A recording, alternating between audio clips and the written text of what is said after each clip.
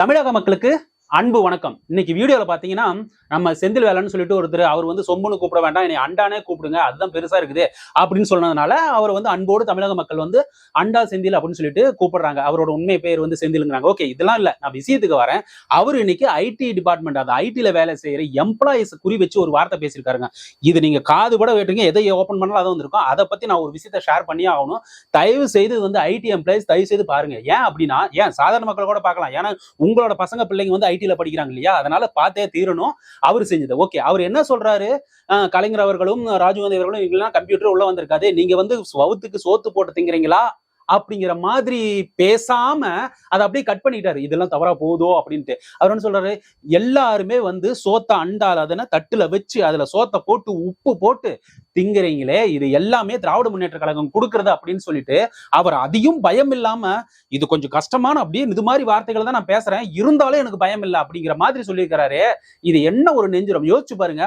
சரி ரைட்டுங்க, நீங்க சொல்றீங்களே ஐடில வேலை செய்யறவங்களோட கஷ்டம் சாதாரண, நீங்க சொல்றீங்க அவங்க வந்து சாப்பாடு போட்டாங்க, அவங்க சாப்பாடு போட்டாங்க, ஒவ்வொரு நாள் அந்த வேலையை நீங்க கவனிச்சீங்கன்னா சாதாரண வெளியே இருந்து பாருங்க, அப்பா ஒயிட் கலர் ஜாப் அப்படின்னு சொல்லிட்டு அவங்க ஆரம்பத்துல அவங்களோட படுற கஷ்டத்தை எல்லாத்தையும் லிஸ்ட் பண்றேன் பாருங்க. இது வந்து உங்களை மாதிரி வந்து 200 ரூபீஸ் வாங்கிட்டு வாய்க்கு வந்ததெல்லாம் பேசிட்டு இல்லது பொல்லாதுன்னு சொல்லிட்டு போறதெல்லாம் கிடையாதுப்பா. அதே மாதிரி பாத்தீங்கன்னா இந்த ப்ரௌசிங் சென்டர்ல வச்சிருக்காங்கல்ல, நீங்க சொன்னீங்க கம்ப்யூட்டர் வாங்கி கொண்டாங்க, கம்ப்யூட்டர் வாங்கிட்டு வந்து கொடுத்துட்டாங்க, இங்க தான் கொண்டு வந்து இன்ட்ரோடியூஸ் பண்ணாங்க, அவங்க தான் பண்ணாங்க அப்படின்னு சொல்லிட்டு அந்த கம்ப்யூட்டர் மட்டும் கொண்டு போய் வச்சுக்கிட்டா உடனே அப்படி எல்லாம் நடந்துருமா? கம்ப்யூட்டர் மட்டும் கொண்டு போய் வச்சுக்கிட்டு என்ன ப்ரௌசிங் சென்டரா, வரமெல்லாம் யூஸ் பண்ணிட்டு அப்படியே போறது எங்களுக்கு சம்பளம் வரும்னு. அதாவது ஒருத்தன் ஒரு Tamil medium student English medium student அது வந்து படிச்சு இன்ஜினியரிங் படிச்சு தெரிஞ்சோ தெரியாமலே கான்செப்ட் படிச்சு அதை மறுபடியும் திருப்பி திருப்பி படிச்சு அது மனசுல ஏத்தி அரியர்ஸ் இல்லாம கிளியர் பண்ணி, ஒருவேளை அரியர்ஸ் விழுந்து அந்த அரியர்ஸ் எல்லாத்தையுமே ஒரே செமஸ்டர்ல கிளியர் பண்ணி வெளியே வந்து அவன் வேலைக்கு போலான்னு போனா ரிசெஷன் அவன் ஐடி வந்து டவுன் ஆகி கிடக்கும். அந்த ஐடி டவுன் ஆனதையும் கன்சிடர் பண்ணாம அவன் மறுபடியும் ஏறாத படிக்கட்ட ஏறாத கம்பெனில ஏறி ஒவ்வொரு கம்பெனியும் கால வச்சு இன்டர்வியூ எப்படி ஃபேஸ் பண்றது தெரியாம இன்டர்வியூ எல்லாம் ப்ரிப்பேர் பண்ணி அந்த இன்டர்வியூக்கு அடிக்கடி கேட்கிற கேள்வி என்ன ஏது, இப்ப மாதிரி சாட் ஜிபிடி அது மாதிரி கிடையாது, அத்தனையும் தேடி அப்படி கஷ்டப்பட்டு மறுபடியும் ஒரு ஹெச்ஆர் ரவுண்டுக்கு போய் பல ரவுண்டு கிளியர் பண்ணிச்சு. அந்த ஹெச்ஆர் ரவுண்ட்ல போய் உட்காந்தா அவங்க இருக்க கேள்விக்கு அவங்களோட மனநிலையை புரிஞ்சுக்கிட்டு இவன் ஒரு பதில சொல்லி அந்த பதிலும் சொல்லி அவன் வந்து அதை அப்படியே நாங்க சொல்றோம் அப்படின்னு சொல்லிட்டு ஹெச்ஆர் சொல்லி ஹெச்ஆர் அங்க போய் ரூம்ல வேலை கிடைக்குமா கிடைக்காதா, ஒரு நாளா 2 நாளா அவங்க என்ன சொன்னாங்க, இல்ல ஹெச்ஆர் சொன்ன வார்த்தைகள் என்ன அப்படின்னு ஃப்ரெண்ட்ஸ் கூட டிஸ்கஸ் பண்ணி, ஓ இது ஆஃபர் வரும், இல்ல ஆஃபர் வராது, நீ வேற கம்பெனிக்கு போன்னு சொல்லிட்டு நம்ம அடுத்த முயற்சி எடுத்துட்டு இருக்கும்போது ஒரு நாள் டொய்ன்னு சொல்லிட்டு ஒரு மெசேஜ் வரும், ஆஃபர்னு சொல்லிட்டு இது வரும், இல்ல கால் வந்து ஹெச்ஆர் கால் பண்ணிட்டு உங்களோட நெகோசியேஷன் என்ன அப்படின்னு சொல்லிட்டு சேலரி கேட்கும் போது ஓரளவுக்கு மனசு திருப்தி அடையும். இந்த மனசுலாம் திருப்தி அடைஞ்சு ஆஃபர் கிடைச்சிருச்சு அப்படின்னு சொல்லிட்டு ஆஃபர் லெட்டர் வாங்கி ஃபைலுக்குள்ள வச்சுக்கிட்டு அந்த டாக்குமெண்ட்ஸ் எல்லாம் கேட்டுக்கிட்டு நம்ம ஆபீஸ் கம்பெனிக்கு போய் ஜாயின் பண்ணிட்டு ஜாலியா இருக்கும்னு பார்த்தா அங்க இருக்கிற ப்ராஜெக்ட் வந்து பெரிய ப்ராஜெக்டா வந்து இல்ல பினான்ஸ் டொமைனோ இன்சூரன்ஸ் டொமைனோ இல்ல வந்து இந்த வெஹிக்கல் மெக்கானிக்கல் இந்த மாதிரி டொமைன் ஏதோ ஒரு டொமைன், அந்த டொமைன்ல போய் உள்ள உட்காந்து டீம் செட் ஆகி டீமுக்குள்ள இருக்கிற மேனேஜர் செட் ஆகி, இல்ல மேனேஜரும் செட் ஆகலினாலும் ஃப்ரெண்ட்ஸ் அதாவது சுத்தி இருக்கிற டீம் மெம்பர்ஸாவும் செட் ஆகும்னு பார்த்தா எல்லாமே செட் ஆகுறது வந்து அது அரிதிலும் அரிது. ஒருவேளை செட் ஆயிருச்சு, செட் ஆயிட்டு நம்ம பண்ணலாம் அப்படின்னு பார்த்தா அந்த கோட் அடிச்சு கோடு எல்லாம் தேடி கூகுள் எல்லாம் தேடி அந்த ஸ்டாக் ஓவர்ஃப்ளோ இது மாதிரி விஷயங்கள் எல்லாம் தேடி நம்மளோட ஓன் நாலேஜையும் போட்டு கோட் அடிச்சு கரெக்டும் கொடுத்தா அந்த பக்கம் இருக்கிற கியூஏ டீம் வந்து ஐயோ இதெல்லாம் தப்பு இருக்குது அப்படின்னு சொல்லிட்டு இவன் பதற காலையில எந்திரிச்சு ஐயோ நைட்டு பூரா அவன் முடிச்சுட்டு போவான், இந்த பக் வந்திருக்கும், இந்த நிறைய லிஸ்ட் வந்திருக்கும், அந்த லிஸ்ட் எல்லாத்தையும் பக் லிஸ்ட் எடுத்து வச்சுக்கிட்டு ஐயோ இது ரிசால்வ் பண்ணு சொல்லிட்டு அப்படியே பைக் ஓட்டும் போது பஸ்ல போகும்போதும் இல்ல கார்ல போகும்போது அதை பத்தியே நினைச்சுட்டு போய் வீட்டுல வந்து மனைவி கிட்டையும் பிள்ளை கிட்டையும் எதையும் பேசாம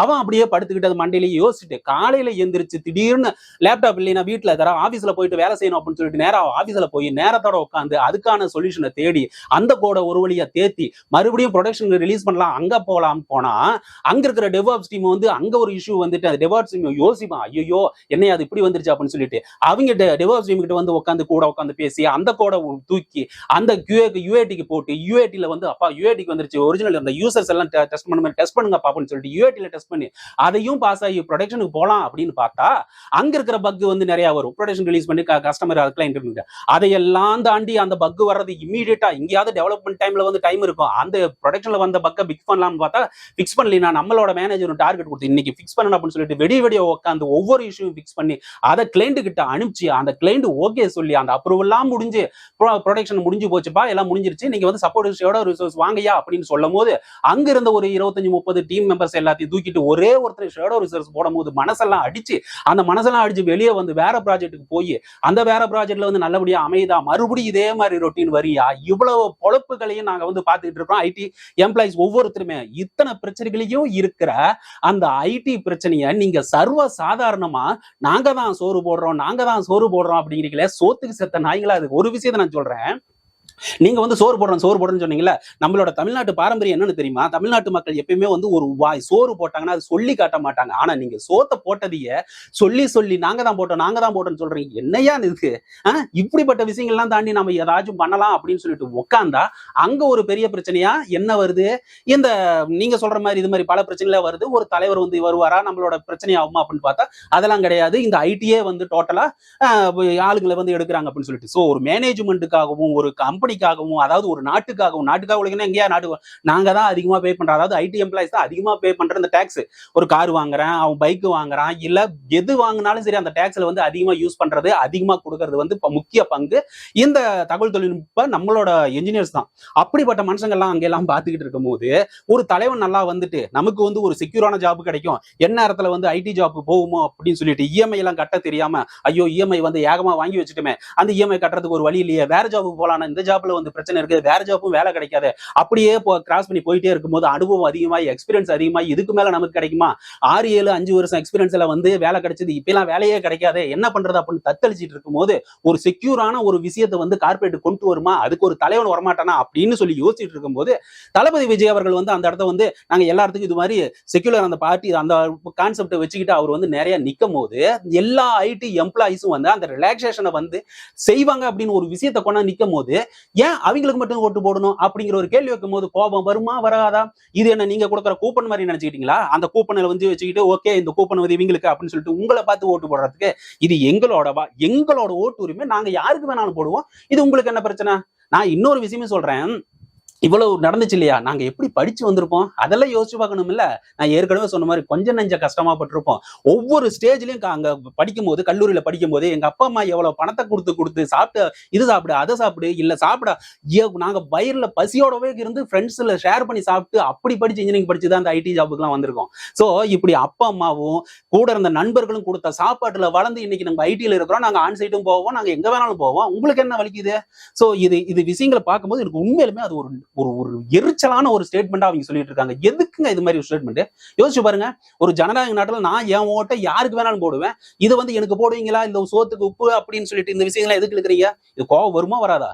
இது மாதிரி கோவத்தை எல்லாத்தையும் அப்படியே அமுக்கி வச்சிருந்த நம்மளோட ஐடி எம்ப்ளாய் மட்டும் கிடையாதுங்க. அங்க பேருந்து வந்து இப்போ இந்த ஐடி எம்ப்ளாய் மட்டும் கிடையாது, அங்க இருக்கிற மத்த கம்பெனில வேலை செய்யற யாருமே வரலையா? ஏன் வந்து அங்க இருந்து பஸ் வரல அப்படிங்கிற ஒரு கேள்வி வந்து அவங்க அத்தனை பாயிண்ட்ஸ் எடுத்து வைக்கிறாங்களே, அதுக்கு ஏதாச்சும் பதில் இருக்கா? யோசிச்சு பாருங்க. அதுக்கு பதிலே கிடையாது. சோ இது மாதிரி அல்லல்களை வந்து தமிழ்நாட்டு மக்கள் ஒவ்வொரு நிமிஷமும் ஒவ்வொரு விஷயத்திலயும் நடந்திருக்குது. இன்னைக்கு பாருங்க, அந்த கள்ளச்சாராயம் வந்து நடக்குதுன்னு சொல்லிட்டு கிருஷ்ணகிரி ஊத்தங்கரையில வந்து பெண்களை வந்து அடிச்சு துரத்திட்டாங்க. பறந்து ஓடுற அப்படி அந்த ஆளு வந்து அந்த சந்து கடையை வச்சுக்கிட்டு அங்கிருந்து சாராயத்தை காசுறேன் அப்படின்னு சொல்லிட்டு. சோ இது மாதிரி ஒரு விஷயங்கள்லாம் நடக்கும்போது நமக்கு கோபம் வருமா வராதா? சோ அதனாலதான் சொல்றேன், அடிமட்டத்துல வந்து அப்படியே செதுக்கி எடுக்கணும். அடிமட்டம் வந்து ஒரு வார்டு மெம்பர்ல இருந்து அங்க எம்பி வரைக்குமே அழகான ஒரு கட்டமைப்பை கொண்டு வரணும். இது வரைக்கும் இருந்த கட்சி மெம்பர்கள் அந்த மனுஷங்க யாருமே ஊறி போய் இருக்கிறாங்க அந்த ஊழல்லையும் லஞ்சத்திலையும். ஒரு விஷயத்தை செய்யணும்னா பணம் வேணும் அப்படின்னு சொல்லிட்டு அதை எல்லாத்தையும் வேரோட கருவ இருக்கணும். அதுதான் என்னோட ஒரு குறிக்கோளா இருக்குது. அதை வேரோட அறுத்து எஞ்சிட்டு புதிய ஒரு கட்டமைப்பு கொண்டு வந்தாதான் நமக்கு தேவையான செயல்களும் நமக்கு தேவையான ஒரு நல்லதும் நடக்கும். இது மாதிரி வந்து மறுபடியும் சொல்லிட்டுனா இது மாதிரி உங்களோட பதவி சுவையை அனுபவித்தவர்களுக்கு மட்டும்தான் இது மாதிரி விஷயங்களை பேச தோணும். ஐயோ நம்மளுக்கு போயிருமா அப்படின்னு சொல்லிட்டு பார்த்தேன். உளவுத்துறையில இருந்து ரிப்போர்ட் வந்திருக்கு அப்படின்னு சொல்லிட்டு நிறைய பேர் சொல்லிட்டு இருக்காங்க. அதனால வந்து அத்தனை பேருமே வந்து இந்த கட்சிக்கு தான் ஓட்டு போட்டாங்க அப்படின்னு அந்த கோபத்தினால பேசுறீங்களா? இது எந்த விதத்துல கொஞ்சம் யோசிச்சு பாருங்க. செந்தில் அவர்களே, உங்க வீட்லயும் வந்து பசங்களோ பிள்ளைங்களோ யாராவது இருப்பாங்க, அவங்களும் மறுபடியும் வந்து ஒரு ஐடி மாதிரி ஜாபுக்கு போகணுமா நம்ம? சோ இது மாதிரி சூழ்நிலையில நீங்க நினைக்கும் போது இப்படி ஒரு வார்த்தைகளை பயன்படுத்துறது மிகப்பெரிய தவறு. நாளைக்கு நாங்க வந்து ஒரு கடையில போயிட்டு பிரியாணி வாங்குறோம், இல்ல நாங்க வந்து எங்க கேண்டீன்ல ஆபீஸ்ல இருக்கிற கேண்டீன்ல போயிட்டு ஒரு சாப்பிடலாம் அப்படின்னு சொல்லிட்டு பிரியாணி எடுக்கும்போது இது நீங்க போட்ட பிச்சை மாதிரியே தானே எங்களுக்கு ஒரு ஃபீல் ஆகும். நீங்க கொடுத்தீங்க ஏன் நாங்க எதுவுமே கொடுக்கலையா, நாங்க எதுவுமே செய்யலையா, நாங்க நாட்டுக்கு எதுவுமே செய்யலையா? அதுக்கு பதிலா நாங்க கொடுத்துட்டே இருக்கிறோம். ஒவ்வொரு வருஷமும் ஒவ்வொரு இதுவும் டாக்ஸ் ஃபைல் பண்ணிட்டு இருக்கோம். இது எத்தனை பேருக்கு தெரியும்? 30% என்னமோ 20% நாங்க டோட்டல் டாக்ஸ் வந்து கட்டிட்டு இருக்கிறோம் இந்தியாவுக்கு. சோ இப்படி கொஞ்சம் யோசிச்சு பாருங்க. ஒவ்வொரு சம்பளத்திலயும் இருந்து அந்த டாக்ஸ் வந்து நீங்க குறைக்கலாமே. மக்கள் பாவம் இவங்க அதிகமா கட்டுறாங்க அப்படின்னு சொல்றாங்க. அது கிடையாது. அதுக்கான ஒரு வழிவேல் நீங்க எடுத்துக்கணும். ஏன்னா நீங்க இருக்கிற துறை வேற, அதான் சொன்னல, நீங்க இருக்கிற துறை வேற, நாங்க இருக்கிற துறை வேற அப்படின்னா. சோ நாங்க கேட்கிற ஒரே ஒரு கேள்வி, நாங்க வகல எங்க அமைதியா எங்களோட கஷ்டம் எங்களோடவே இருந்துட்டு போகுது. அந்த கஷ்டத்தெல்லாம் விட்டுட்டு நாங்க அமைதியா பயணப்பட்டு இருக்கிறோம். எங்களுக்கு தேவையான விஷயங்களை நாங்க உலக அரசியலையும் சரி மைண்ட்ல வச்சு யாருக்கு ஓட்டு போட்டா நமக்கு வந்து ஒரு அமைதியானவும் ஒரு சுதந்திரமான ஒரு விஷயமும் நடக்கும், அதை தமிழ்நாட்டு மக்களுக்கு கிடைக்கும், எங்களுக்கும் கிடைக்கும் அப்படிங்கிற ஒரு விஷயத்துல நோக்கி போடுறோம். நீங்க திடீர்னு ஒரு இதுக்கு கொண்டு வந்துட்டு இல்ல இந்த சோதனை நாங்க தான் போட்டோம், நாளைக்கு போய் நான் தான் சொன்ன முன்னாடி சொன்ன மாதிரி போயிட்டு அங்க கேண்டீன்ல உட்காந்துக்கிட்டு எப்பா ஒரு பிரியாணி கொண்டு வாப்பா அப்படின்னு சொல்லிட்டு பிரியாணி அந்த எக் அப்படியே கொண்டு வைக்கும் போது இப்படி எடுத்து வாயில வைக்கும் போது இது அப்படி சொன்னதில்ல அப்படிங்கிற மாதிரி ஏங்க அப்படி ஒரு சூழ்நிலை கொண்டு வந்து எங்களை விடுறீங்க? நாங்க உங்களை என்ன பண்ணோம்? நாங்க என்ன பண்ணணும் அதுதான் கேள்வி. நாங்க கேட்கிற கேள்வியை நாங்க என்ன பண்ணணும்? உங்களுக்கு இந்த பேசுறதுக்கு யார் உரிமை கொடுத்தா? எங்களை பத்தி பேசுறதுக்கு உங்களுக்கு யார் உரிமை கொடுத்தா? நாங்க ஏற்கனவே சொன்ன மாதிரி ஏகப்பட்ட கஷ்டங்களை அனுபவிச்சாச்சு. இனிமேலும் ஒரு நல்ல விஷயங்களையும் நான் சொன்னேன்ல, இன்னும் வந்து அரசியல் பத்தி தேடணும்னா பெண் பிள்ளைகளுக்கு பாதுகாப்பு இல்லை, இந்த மணல் அதாவது கனிமவள கொள்ளையும் இந்த கஞ்சா வந்து புழக்கங்களும் இது எல்லாத்தையும் அடிச்சு நொறுக்கி தூக்கி எறியணும் அப்படின்னா ஒரு தைரியமான ஆளா வரணும்.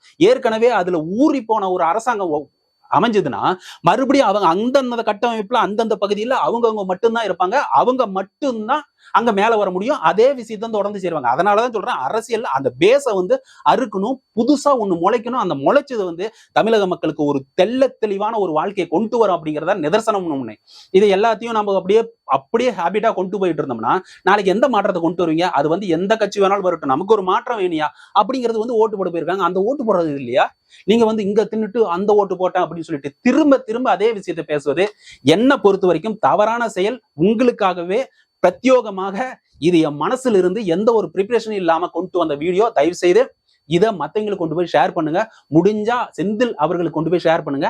அவருக்கு ஷேர் பண்றத நீங்க செய்யற ஒரே புண்ணியம் சொல்லிட்டு இந்த வீடியோட முடிச்சுக்கிறேன். மறக்காம இது வரைக்கும் வீடியோ பாத்தீங்கன்னா லைக்கும் ஷேரும் கொடுத்தீங்கன்னா பல பேருக்கு சென்றடையும். Subscribe button bell icon click பண்ண நான் போடுற வீடியோ நோட்டிபிகேஷனா உங்க மொபைலுக்கு வரும் சொல்லிட்டு விடைபெறுகிறேன். நன்றி, வணக்கம்.